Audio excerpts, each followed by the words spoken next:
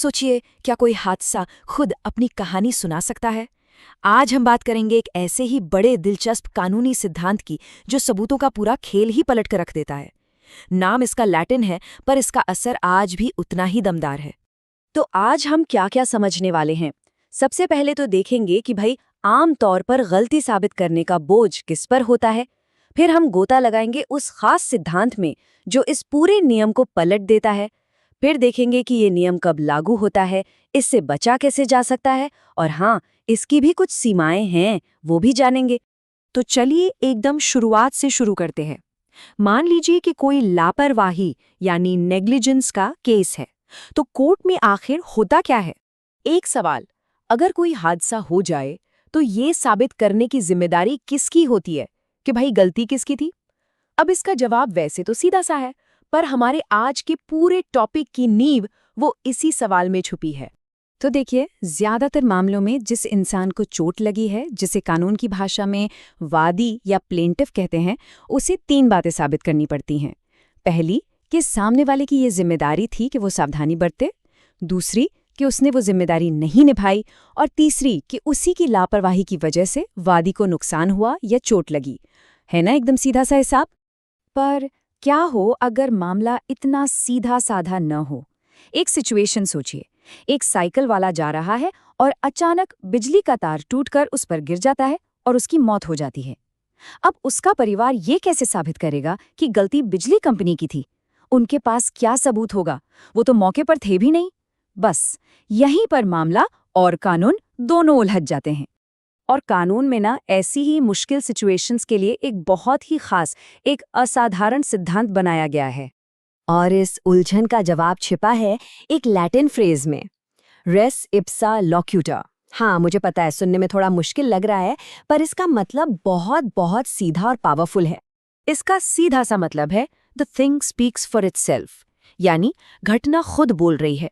मतलब कि जो हादसा हुआ वो इतना अजीब है, इतना अनयूजुअल है कि उसे देखकर ही साफ लगता है कि भाई किसी ना किसी की लापरवाही तो जरूर रही होगी। यहाँ पर जो दुर्घटना है ना, वो खुद ही सबसे बड़ा सबूत बन जाती है। और बस यहीं से पूरा खेल पलट जाता है। देखिए, नॉर्मली क्या होता है, पीड़ित को साबित करना होता है कि गलती किसकी है।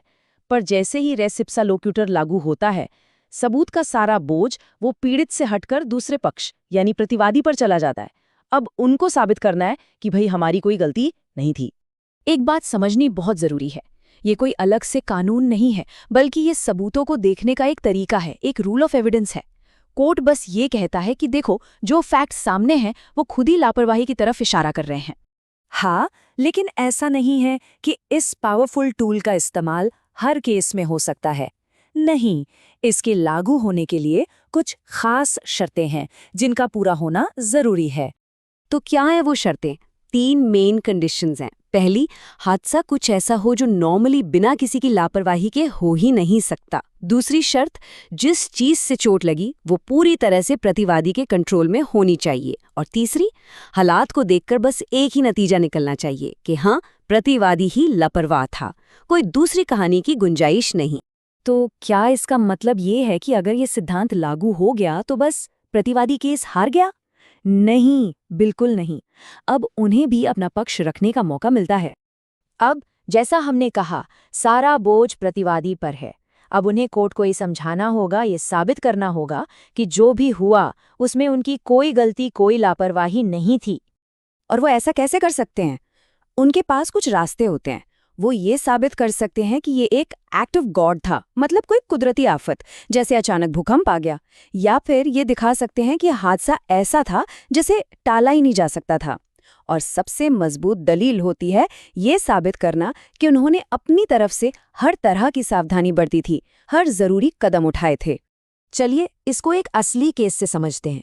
बात है 1949 की, मद्रास की। वहां एक 40 साल से भी ज्यादा पुराना क्लॉक टावर था जो अचानक गिर गया, और इस हादसे में एक व्यक्ति की जान चली गई। अब पहली नजर में तो ये साफ साफ नगर पालिका की लापरवाही का मामला लगता है ना? लेकिन इस कहानी में एक ट्विस्ट था। नगर पालिका ने कोर्ट में सबूत पेश किए कि वो उस टावर का रेगुलर इंस्पेक्शन करवाते थे। यहाँ तक कि टावर गिरने से ठीक 1 महीने पहले हुए इंस्पेक्शन में भी उसे पूरी तरह से सुरक्षित पाया गया था। मतलब उन्होंने ये साबित कर दिया कि उन्होंने अपनी तरफ से सारी जिम्मेदारी निभाई थी और कोर्ट ने भी माना कि उनकी कोई लापरवाही नहीं थी और उन्हें बरी कर दिया। यह एक परफेक्ट उदाहरण है कि कैसे प्रतिवादी अपना बचाव कर सकता है। और ये केस हमें इस सिद्धांत की सबसे बड़ी लिमिट यानी इसकी सीमा पर ले आता है। ये सिद्धांत तभी काम करता है जब मामला एकदम साफ हो। पर सोचिए, अगर किसी हादसे के एक से ज्यादा कारण हो सकते हों, तब क्या होगा? क्या तब भी हम कह सकते हैं कि घटना स्वयं बोल रही है? इसके लिए एक और पुराना केस देखते हैं, 1886 का। रेलवे ट्रैक के पास एक आदमी की लाश मिलती है। कोई चश्मदीद गवाह नहीं। अब यहाँ कुछ भी पक्का नहीं था। क्या ट्रेन ड्राइवर की गलती थी, या वो आदमी खुद ही ट्रेन के सामने कूद गया, या अंधेरे में उसे ट्रेन दिखी नहीं? मतलब यहाँ एक नहीं कई सारी संभावनाएं थीं। और जब मामला इतना उलझा हुआ हो, जब फैक्ट्स इतने अस्पष्ट हों, तो कोर्ट ने साफ कहा कि यहाँ घटना स्वयं नहीं बोल सकती। सीधी सी बात है, अगर एक से ज्यादा कहानियां मुमकिन हैं, तो फिर सबूत का बोझ वापस पीड़ित पक्ष पर ही आ जाता है। तो चलिए फटाफट से सारी बातों को समेट लेते हैं। नॉर्मल रूल क्या है कि जिससे चोट लगी है उससे गलती साबित करनी होगी, लेकिन इसका एक पावरफुल एक्सेप्शन है, रेस इप्सा लोक्यूटर। ये तब लागू होता है जब हादसा खुद ही लापरवाही की तरफ इशारा करे। इससे होता क्या है, सबूत का बोझ प्रतिवादी पर शिफ्ट हो जाता है। पर इसकी एक सीमा भी है। ये तभी काम करेगा जब प्रतिवादी की लापरवाही ही एकमात्र लॉजिकल वजह नजर आ रही हो। और ये सारी बातें हमें आज के दौर के एक बहुत बड़े सवाल पर लाकर खड़ा कर देती हैं। आज की दुनिया में जहां टेक्नोलॉजी इतनी कॉम्प्लेक्स हो गई है, कई बार हादसों की वजह पता लगाना लगभग नामुमकिन होता है। तो ऐसे में क्या रेस इप्सा लोक्यूटर जैसा सिद्धांत पहले से भी ज्यादा जरूरी नहीं हो गया है? जब सबूत किसी मशीन या किसी कंपनी के सर्वर में बंद हो, तो कानून आम आदमी को इंसाफ कैसे दिलाएगा? ये एक बड़ा सवाल है, इस पर सोचिएगा जरूर।